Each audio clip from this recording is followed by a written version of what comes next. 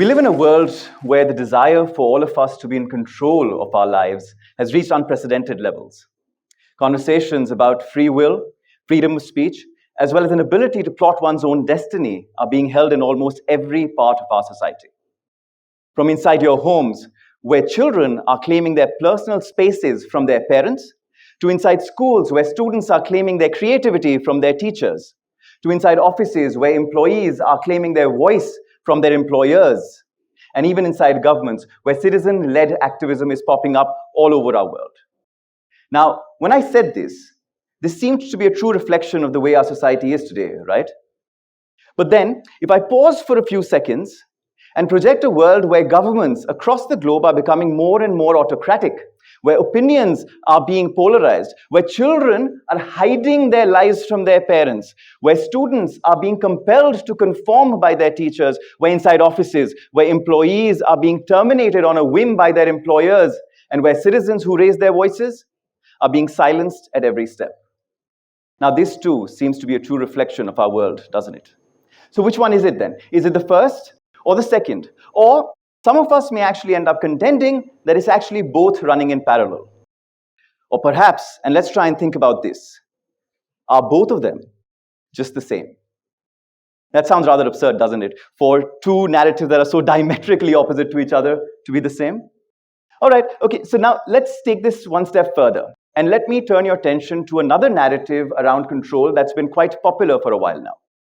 Our movies, right from way back in 1927, almost a century ago, with Metropolis, and more recently with names you'd be more familiar with, the Terminator series and the Matrix series, would all have us believe that while we have control over our lives at this point in time, we will soon lose that control to artificial intelligence. And all of these conversations that we had right in the beginning about who's claiming control, the students or the teachers, the employees or the employees, will all be rendered irrelevant. And it's not just the movies. Microsoft and Facebook, two of the world's largest tech companies, have already both shut down AI programs after they lost control of the machines they themselves built. One of Microsoft's AI turned racist within 24 hours of its deployment. The Facebook AI went a step further. It managed to develop its very own language that it used to communicate with other AIs, and the brilliant minds at Facebook had no idea what they were talking about. Scary, right? But then again, if I stop for a few seconds and think about this narrative as well, I wonder to myself how far away from reality this narrative actually is. In fact, one can perhaps argue that this fear of AI is not a fear of the unknown, as many may seem to contend, but rather a fear of the known. Because, and hear me out here, over the years, ever since humans have inhabited our planet, we've always had a theory about who is in control of our world. The answers have changed throughout, of course, from right in the beginning when we thought nature was in control of our world, to when we thought organized religion was in control of our world, to political powers, corporates, and of course, our latest infatuation with AI being the next answer to who controls our world. And just like a few decades ago, we did not know about AI existing, perhaps a few centuries from now, there may be something completely new, completely unheard of, who we will assume will end up being in control of our world. My contention, however, is that all of these are nothing but manifestations of a machine. A machine that we humans have created over the course of our history on this planet. A machine that has become so advanced now that it controls our entire lives from well before we're born till well after we die. And this machine is also the reason why both of those scenarios that I spoke of at the beginning of my talk are exactly the same. Because both of them are an illusion of control that this machine has created for us. And that's also the reason why we struggle to understand who or what controls our world, because we keep looking for that one thing that controls our world. There is no one thing that governs us. It's a structure, a superstructure which operates like a machine in a systematic manner, and as with any efficient machine, is a sum of its carefully calibrated parts. The 6 parts of this particular machine are, number 1, the market system. Number 2, the education system. Number 3, mainstream dialogues and media. Number 4, policy frameworks. Number 5, law and order. And number 6, the justice system. And just how oil acts as a lubricant for most traditional machines, we humans and our emotions are the oil for this machine. Now, each of these 6 parts of this machine have been perfected over centuries to ensure that while each of us, everyone sitting in this room, sees each of these parts separately, most of us rarely get to see this entire machine all together in action. So come, let's examine these 6 parts a little more closely, and hopefully most of you will be able to perhaps see how they come together to form this superstructure, and perhaps you will also be able to see how this superstructure nurtures and implants a transactional thought in all of us. A kind of thought that turns every part of our lives, from our homes to our offices, from our relationships to our careers, into a series of exchanges, a series of gives and takes, and a series of transactions at every step. It all begins with the first part, the market system, which ensures the transactional nature of every moment of our lives. It does this through its tools of barter, demand and supply, and the overarching principle of deriving beneficial value from each exchange that we enter into. This is what I call the origin of a transactional thought. This in turn is facilitated by the second part, our education system, that caters to this market by providing it with us humans, after incubating us for the most impressionable years of our lives, to go on and join in this very market system as part of what I call the incubation of a transactional thought. Now, once that's done, both the market and the education systems are repeatedly validated by the third part, mainstream dialogues and the media, which gives us a sense of assurance and togetherness through what is called the projection of a transactional thought. Now, whatever it is that the mainstream dialogues project, irrespective of whether it belongs to the majority or minority, which I'm sure all of you realize is often irrelevant, but this leads to the development of our fourth part, which are policy frameworks, which are a set of rules which are either written or unwritten, but more importantly, are not human.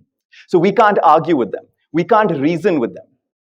And this is also done not just through our laws, mind you. This is also done through our religious texts. It's also done through customs and traditions and so on and so forth. This process is what I call the codification of a transactional thought. Now, these policies need to be defended once they have been created, right? And that's where the fifth part of this machine kicks into action, law and order. Law and order mechanisms are geared towards ensuring that we conform with this superstructure so that it can curb deviance in what I call the act of defending a transactional thought. Failing which, our justice system, which is the sixth part of the superstructure, swoops in and ensures that any and all deviances are addressed, and our final port of call for redressal reiterates the supremacy of this superstructure, irrespective of whether we win or we lose, and thereby becoming the ultimate enforcer of transactional thought. Now, all of these six parts, when they come together, ensures the self-sufficiency of this superstructure by nurturing this transactional thought that I'm talking about, right from its origin, as we had discussed, to its incubation, to its projection, and then its codification, defense, and ultimate enforcement. Okay, now that I have listed down these six parts of this superstructure, let's also see how all of them come together in some of the most blatant examples that our world has seen spread right through our history.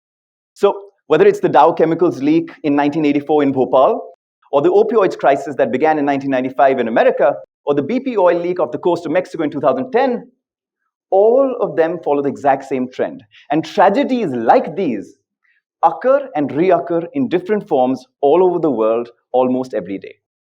Now, the question that I ask myself is, how is it that the owners of these companies continue to retain their billionaire status in spite of directly being responsible for the death and destructions of hundreds of thousands of humans, animals, and marine life? Is it because of the presumed necessity that these companies service of chemicals, medicines, and oil, all three of which cater to the market system, which, without their continuing to operate, would suffer tremendously?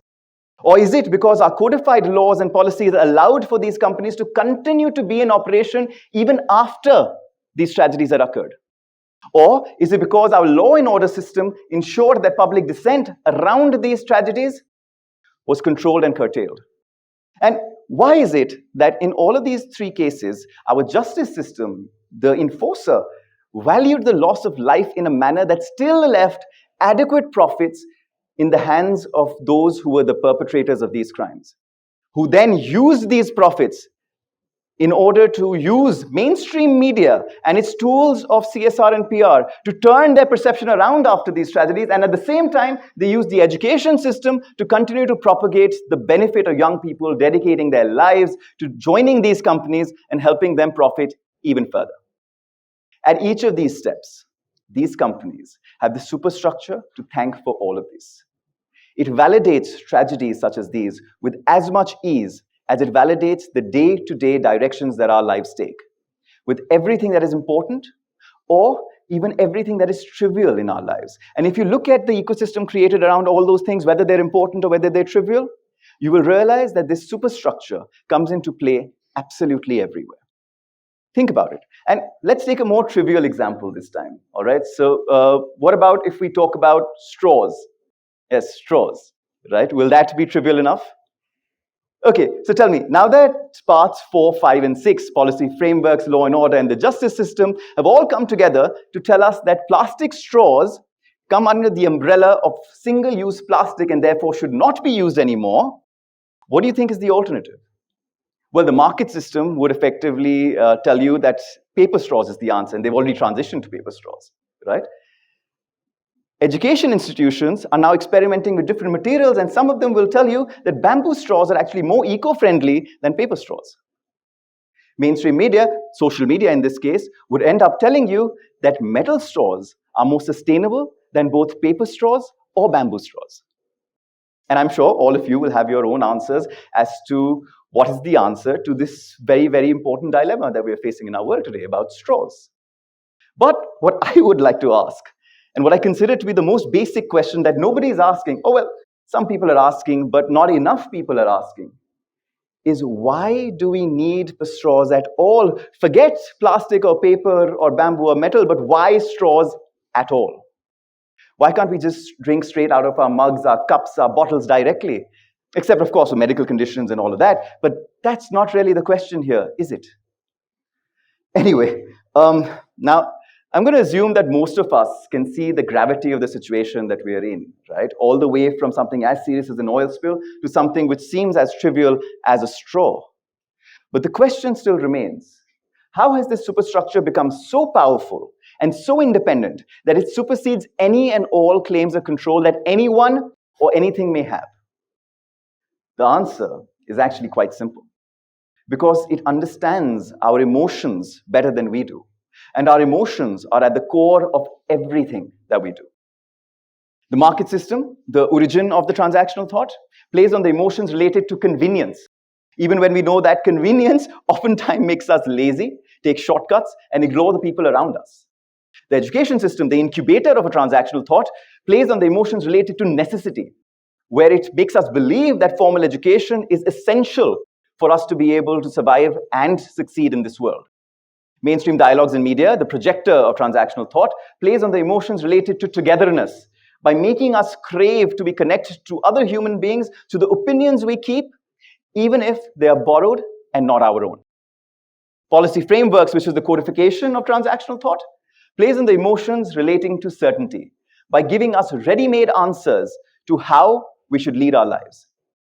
Law and order, the defense of transactional thought, plays on the emotions relating to fear, the fear of reprimand, the fear of adverse consequences.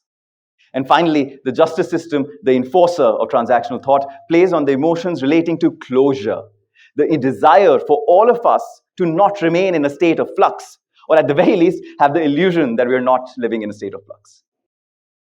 All of these supersets of emotions, right from convenience to necessity to togetherness to certainty, fear, and closure, collectively ensure that this superstructure, this machine, will always remain oiled till such time humans are existing on this planet. Because our emotions are what define us. And in this case, define the kind of world that we have created for ourselves. So you may ask me, if we are the ones to power this superstructure through our emotions, shouldn't we be able to control this superstructure and make our world a better place? That just hasn't been possible, has it? And you do see why not, right? For starters, even though we live our entire lives with our feelings, our impulses, and our cravings all linked to our emotions, we don't really have emotion as a subject in our schools, do we? And because we're not taught how to understand our emotions, we almost instantly lose the intrinsic control over them that we are otherwise born with. And while our emotions still remain with us as we grow up, it's the control over them that doesn't. And then, more and more, we start looking for external stimuli for our emotions. And this is what is fed by, and ultimately, in turn, ends up feeding this superstructure by leading us to believe that we can control our emotions by controlling what is external to us. It gives us the illusion of free will, when in reality, all that we are doing is leading a transactional life by choosing from what is available and not being taught to control and manage our emotions intrinsically and all by ourselves, just the way we are born to do. And this brings me to my final message for the day.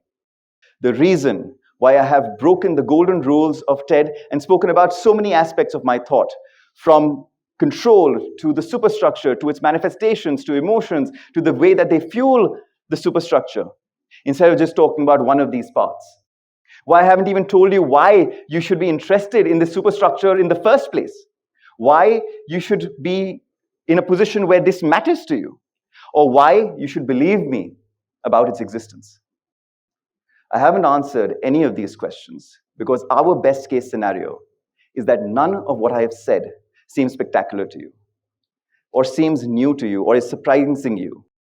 That you don't rely on me, a stranger, to make you understand how our world works, how your world works. Because if that happens, yet again, the superstructure will win. My hope is that we all acknowledge that the decision of whether you are interested in understanding this superstructure or not, the decision of whether you would like to agree with me or disagree with me, and consequently the decision of whether you would like to break out of this superstructure or not, has and always will remain with you. Thank you. Thank you so much. Thank you.